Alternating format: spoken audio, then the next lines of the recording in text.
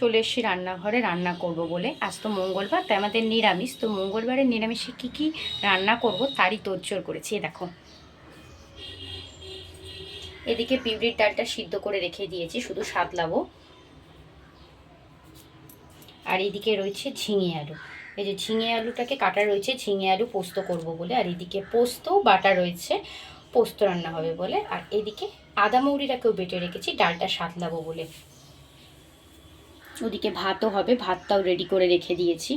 তো এইভাবে সমস্ত রান্নার তোড়জোড়টা করে রেখেছি। এবার শুধু রান্নাটা করব। এই গরমে তো রান্নাঘরে থাকাই যাচ্ছে না, এত কষ্ট হচ্ছে। মানে গরম, মানে কী হারে গরমটা বেড়েছে। একটু বৃষ্টি হলে মানে ভালো হবে, এরকম অবস্থা। আর এই গরমের জন্যে না এখন কিছু রিচ খেতেও ভালো লাগছে না। হয়তো রান্না করছি কিন্তু খাওয়ার সময় ইচ্ছা করছে না।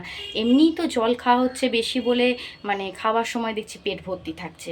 আর তার থেকে মনে হচ্ছে একটু সেদ্ধ পাতলা ঝোল এগুলো যেন মনে হবে ভালো লাগবে, এরকম মনে হচ্ছে। এত গরমের জন্যেই মনে এরকম হচ্ছে।